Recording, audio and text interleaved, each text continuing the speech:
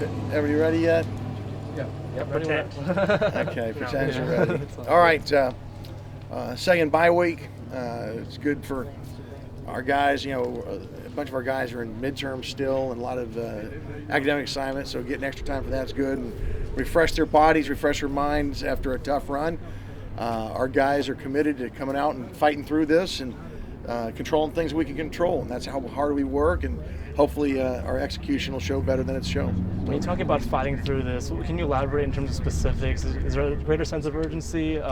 More guys calling each other out? What does that look like? No, I don't know that there's a greater sense of urgency. Our guys come every day to practice, and I really appreciate that in them.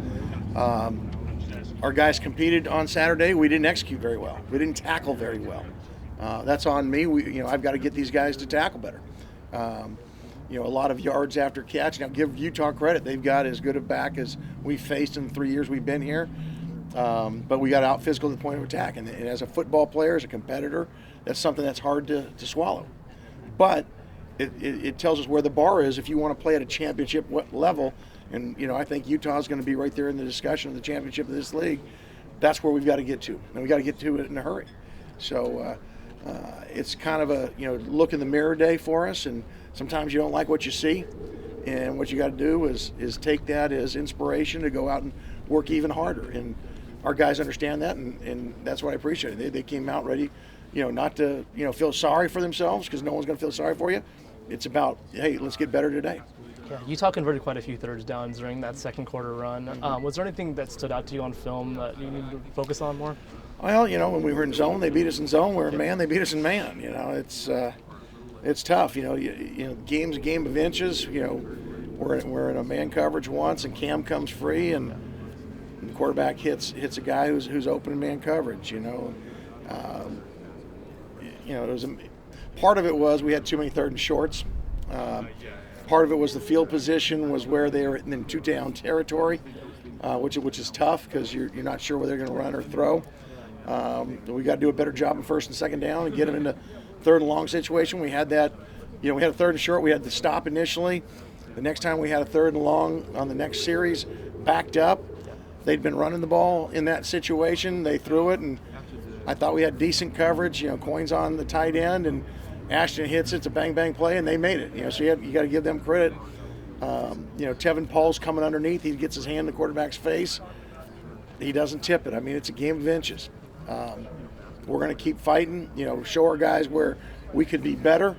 But part of it is you have to give Utah credit. Their coaches and players played well, and they obviously outplayed us that day. You gave Ben Hawk the start in that game. What did he do to earn it throughout last week? Ben's been a consistent performer, since we've been here. And, he deserved the chance to start, and he went out and performed. He's earning more reps. We asked Coach Wilcox about J.H. Tevitz and Evan Tattersall. Some of the guys were able to get some good reps at the end of the game.